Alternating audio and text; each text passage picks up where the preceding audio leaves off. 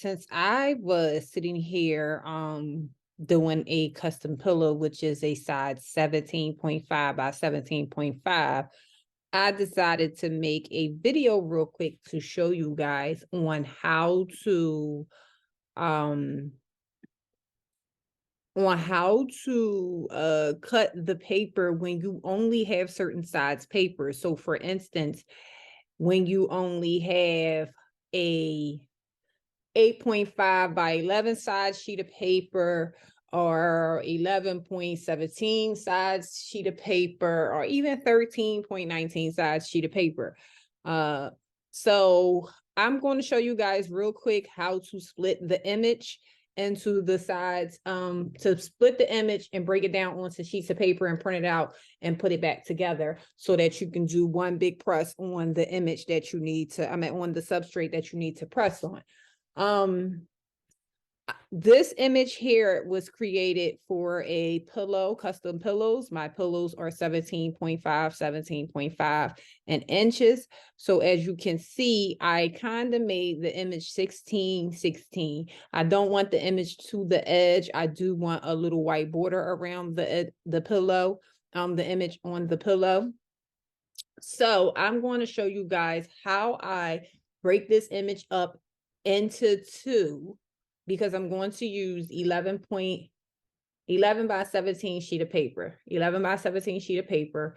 So I'm going to show you guys how to break this image up into two so that I can basically split it in half down the middle and print one side and print the other side, and then put it together like a puzzle and then press. I'm going to show you guys all of that.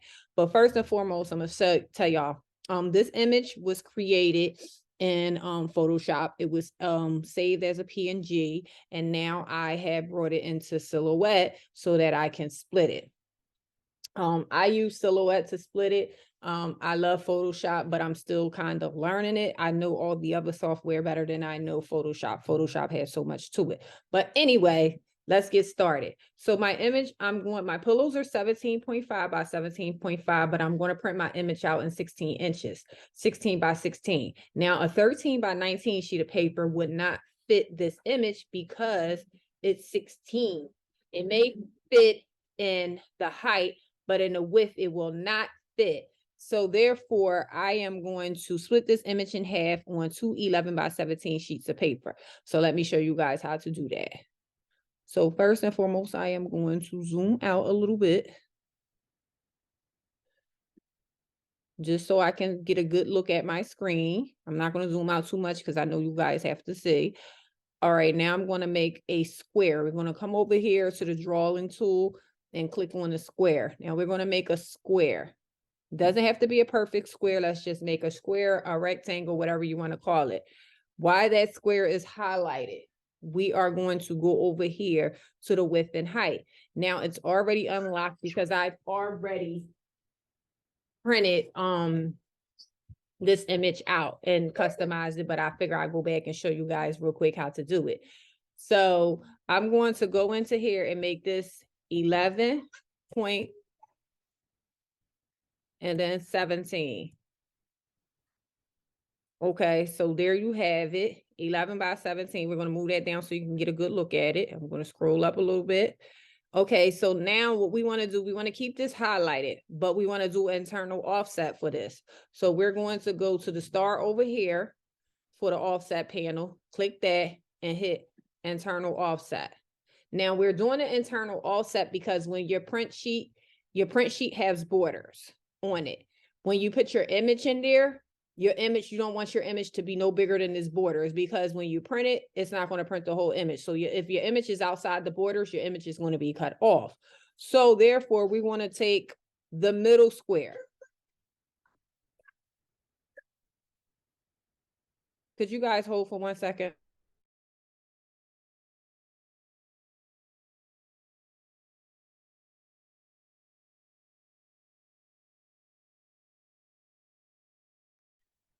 Okay, I'm back. So therefore, we want the middle square. We don't want the 11 by 17 because, like I said, The print paper has those borders. So we're going to highlight the 11 by 17, make sure it's the 11 by 17. You see 11 by 17 and you delete it. So now we're going to highlight this one, which will be within the print borders. If you line this up on top of this paper, it's going to be within the print borders. So this is the box we want. Be careful when you highlight this box that you do not make it bigger. You don't make it smaller. You want it to be the same size. So then we're going to take this box and we're going to hover it over half of the image. Now you want to make sure the image is within the borders of the box. We're going to go halfway. And then we got the box highlighted. While the box is highlighted, we're going to come over here to the replicate panel. It's the star looking icon on the side. And then we're going to hit the over button. You see how it went to the right? We hit the duplicate right button. It made another box. So if you click off anywhere, now you have two red boxes. Let me zoom in a little bit so you guys can see. Now you have two red boxes around your picture, your image. These are going to be your two cuts, your two sheets of paper, but we need two. So if you needed 4 sheets of paper, we already have one box. You would duplicate this whole thing 4 times. But since we only need 2, because we're cutting 2 sheets of paper, so we're going to duplicate this twice. So we're going to highlight the whole entire box with the red boxes and everything. We're going to make sure everything gets highlighted. And we're going to go over to the replicate panel and we're going to hit the down button, the down arrow, so that we can have 2 of the same images with the square, the red boxes around the images.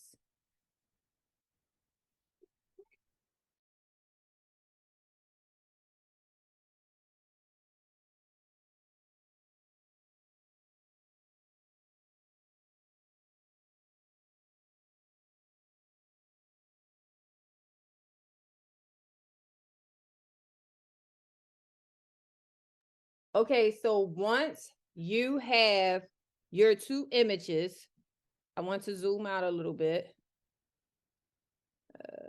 I want this to go back up. I hate when this thing come down, guys. Bear with me 1 second. And it doesn't go back up.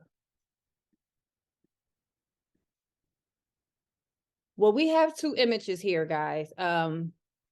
So now we're going to zoom out a little bit so that you can get a full view of your 2 images together.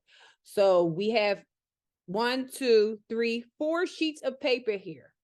4 sheets, but we only want one half up here and this other half over here.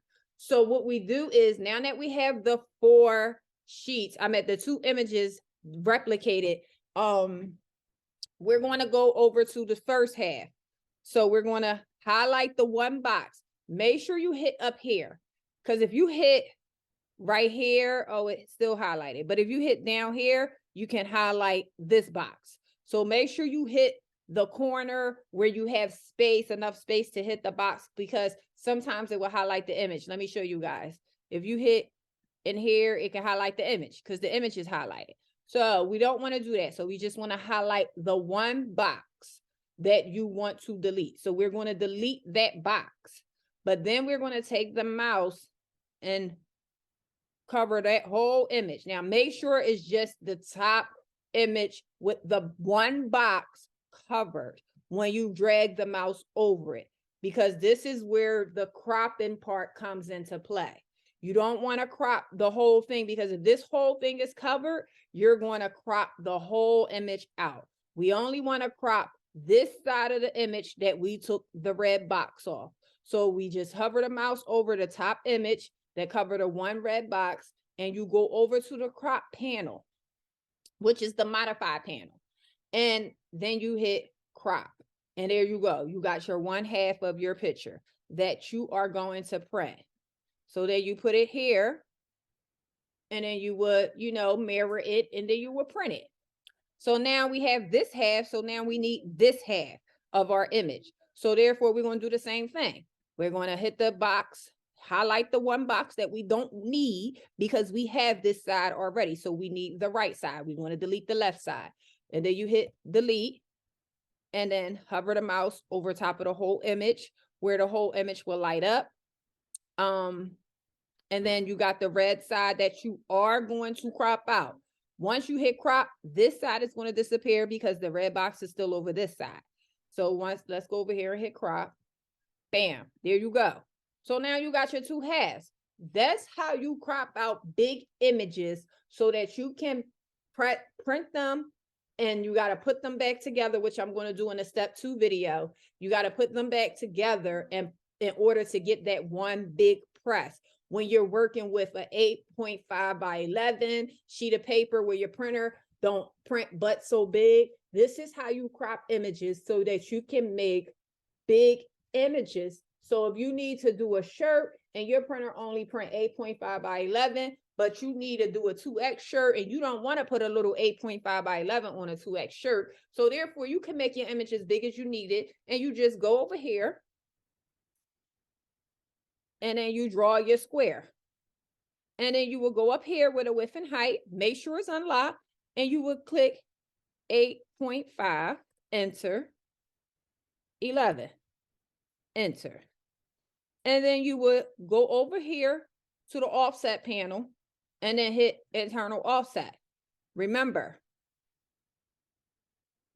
that seemed like it offset more than once. Let me see. Oh yeah, it did 3 times. So I'm just going to delete this and show you guys over. Okay, we got our 8.5 by 11. So now we're going to go over here and hit internal offset.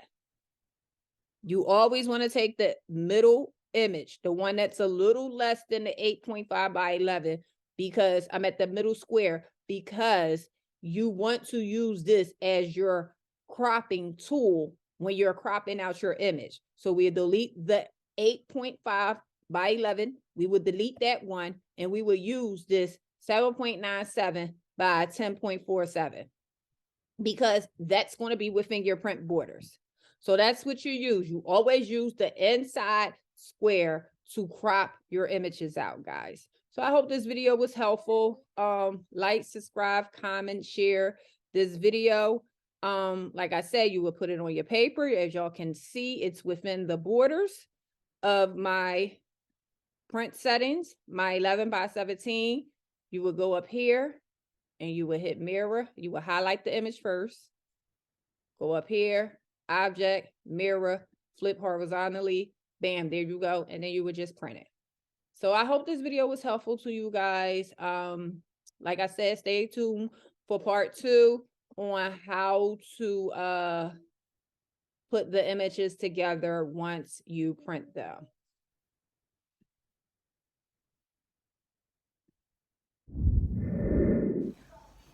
Okay, guys, this is the continuation from cropping out your images and piecing them together. Now, I have several images here printed out of the same image because I'm doing 4 pillows.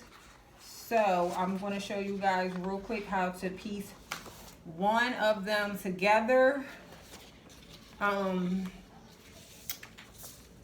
Once you print them out. Once you print them out, your halves will look like this.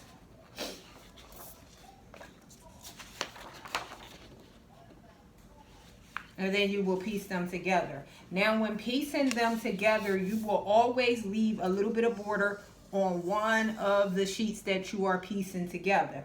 So with this sheet here, I'm gonna cut really close to the edge with this one here, but I'm gonna leave border on this one.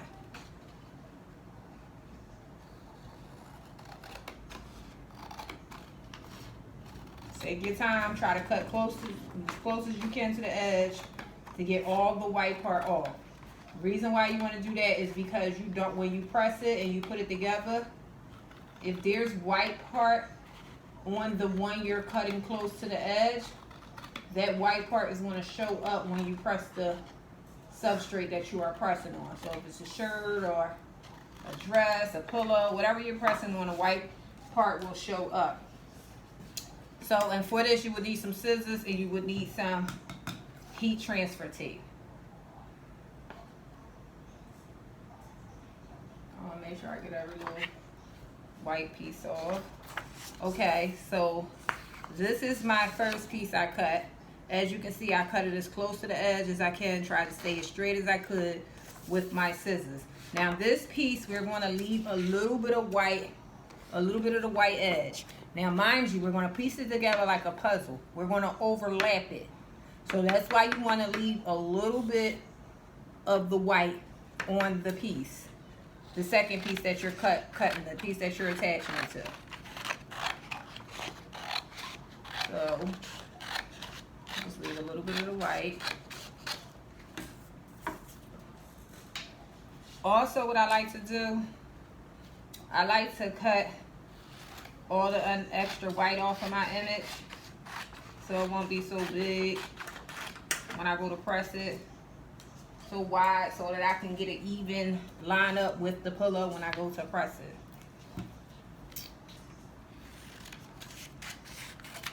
Okay.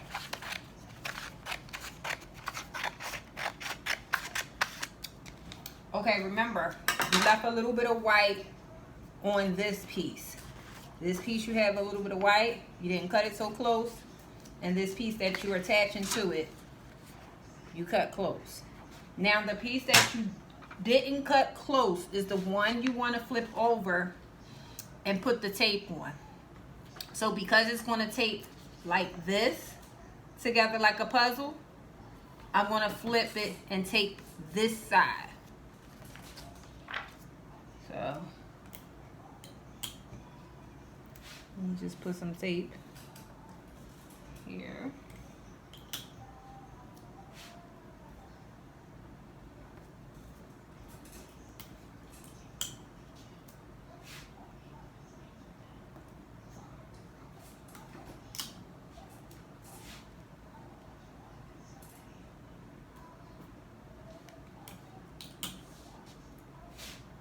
As you can see, I'm just putting tape along the edge all the way down. I'm going to lift it up, turn it over, lay it flat, and I'm just going to take this piece and lay it on top to put it together like a puzzle where you have none of the white showing. Try to line it up as much as you can.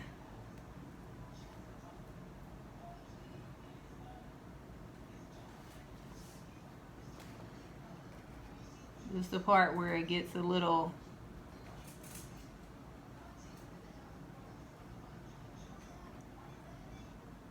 where you gotta have a steady hand and line it up. And then I just press on it a little bit to get the tape to stick. Don't press on it too much because you can put finger smudges on your image with the sublimation ink. So I just press on it a little bit, and what I do is I flip it over, then I press it all the way down. And then I just put a few pieces of tape going across to hold it together. I'm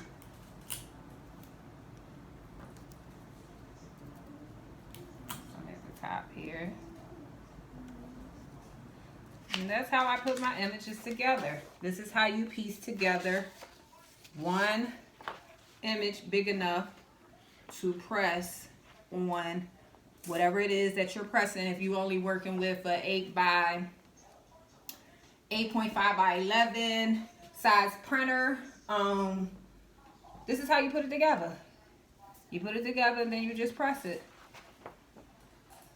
So I hope this was very helpful for a lot of people, because a lot of people they be intimidated by big shirts, big images, because I don't have the size paper. You don't need the size paper. You can work with any size paper that you have.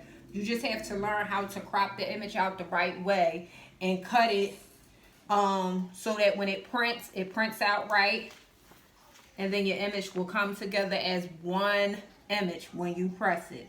Make sure none of the white is showing on the piece that you cut really close, because like I said, if any of the white is showing when you press it, it will have a white line going down the middle of the image or where the paper connects. So there you have it, guys. That's how you put your crop and cut your images and put them together. I hope this was very helpful to some of you guys. Thank you. Okay, guys, here I have the pillow pre-pressed already, getting it ready to be pressed with the 2 pieces of paper taped together. Inside I have my butcher paper, and then at the bottom I have my pressing pillow.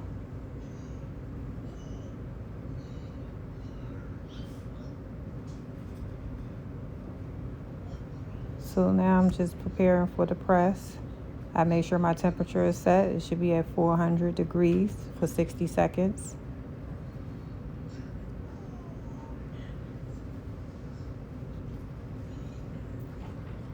And here I'm just gathering the paper to put on top so that I can get ready to press the image. This here, I didn't speed this video up a little bit because I didn't want to keep you guys too much longer. But I'm just lining everything up, making sure the zipper is pulled out so that we won't have no ghosting at the edges of the pillow. Just making sure everything is lined up evenly. Make sure the pressure pillow is under the bottom correctly, placed under there correctly.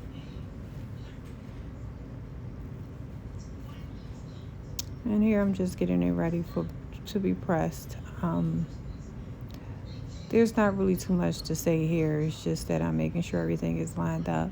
I should have put in some heat tape on there to make sure the image didn't shift, but I didn't. Guys, use heat tape to make sure your image doesn't shift. And here I just press it at 400 degrees for 60 seconds.